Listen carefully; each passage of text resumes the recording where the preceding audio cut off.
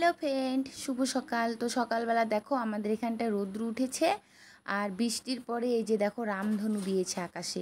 তোমরা যারা দেখছো একটু খেয়াল করলে বুঝতে পারবে কত সুন্দর লাগছিল। তো এর মাঝখানে আমি দেখো সখীকে একটুখানি ভাতের মার খাইয়ে নিচ্ছি, কারণ এত পরিমাণে মাঠে ঘাটে জল বেজে গেছে, তো ঘাসই খাওয়াতে পারছিলাম না।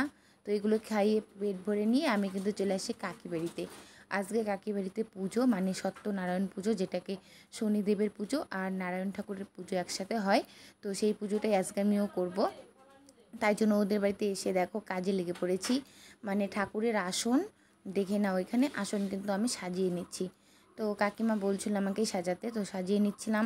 তো কোনটার মধ্যে কি রেখেছে বলা মুশকিল, তো তার মধ্যে সাজিয়ে নিচ্ছি। আর শনিদেবের পুজো বলে কথা, কোথাও একটুখানি ভুল করা যাবে না, সব কিছু তো একদম ঠিকঠাক করে নিতে হবে। তো তারপরে এই যে সব কিছু আস্তে ধীরে সব মনে করে করে ঠিকঠাক করে আসন বসিয়ে ঘট বসিয়ে নিয়েছি। তো এদিকে আমার নারায়ণ ঠাকুর, ওদিকে আছে শনিদেব। তো সবার ওইখানে আমার সাজানো শেষ। তো এদিকে ভাই কিন্তু কলা এনে দিয়ে গেল, কারণ এই ঠাকুরের পুজোতে কিন্তু কলা, দুধ, চিনি, তারপরে হচ্ছে যেটাকে বলি আটা, এগুলো লাগে। তো এগুলো দিয়ে পুজো করতে হয়। সব কিছু কিন্তু সোয়া কেজি করে লাগে আর কি। তাই আর কাকিমা এখান থেকে আমাকে এটা সেটা গুছিয়ে দিচ্ছিল। আর এখানে হলো ফল কাটা, পাশের বাড়ির একটা ভাস্তি, আর এখানে আমার কাকিমা বসে কাটছে। আর এখানে ব্রাহ্মণ দাদা আর কাকি কাকু ঠাকুমা সবাই আছে। আমি কিন্তু সব কিছু সাজিয়ে নিচ্ছিলাম এখানটায়। তো দেখে নাও, এত পরিমাণে বৃষ্টি, কাদো, উঠোনের মধ্যেও এত পরিমাণে জল। তো এর মাঝখানে একটু বস্তা বিছিয়ে দিচ্ছে নিচে, তার উপরে ঠাকুরের জিনিসের পত্র রেখে কিন্তু পূজা শুরু হলো আমাদের। তো এই দিকে হচ্ছে কারেন্টও নেই, প্রচুর পরিমাণে বৃষ্টি হচ্ছে আর সন্ধে সন্ধে হয়ে গেছে। তো তার মধ্যেখানে যতটুকু পারলাম আমি ভিডিও করলাম তোমাদেরকে দেখানোর জন্য।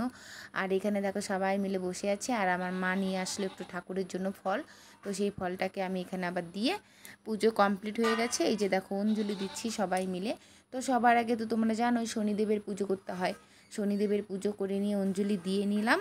আর তারপরে আমরা করব এই পাশে সত্যনারায়ণ ঠাকুরের পুজো, মানে যেটা হচ্ছে নারায়ণ ঠাকুর। তো শনিদেবের সঙ্গে সত্যনারায়ণ ঠাকুরকে রাখাটাই সবথেকে ভালো হয়। অনেকে একটা পুজোও করে, শুধু শনি নারায়ণ না করে শুধু শনি ঠাকুর করে। আমরা আবার শনি নারায়ণ দুটোই একসঙ্গে পুজো করি, তাহলে দুটো ঠাকুরই সন্তুষ্ট থাকে। আর এই পুজোতে যত নিয়ম কি বলবো, সারা দিন গড়িয়ে গেল। এখন দেখো রাত্রি হয়ে গেছে, এখনও পুজো চলছে আমাদের। তো তারপরে হচ্ছে যত যা করার। তো এখানে যে আমাদের পুজো কমপ্লিট হয়ে গেল, সবাই প্রণাম করে নিচ্ছি ঠাকুরকে। আর এখানে দেখো আমার অবস্থাটা কি হয়েছে একবার। তো এদিকে আমি তারপরে চলে গেছিলাম বাড়িতে। তো বাড়ির থেকে চান টান করে আবার ফ্রেশ হয়ে এসে সবাই প্রসাদ খাচ্ছে, এখন আমিও প্রসাদ খাবো। তো আমার ভিডিওটা এতটুকুই, বাই।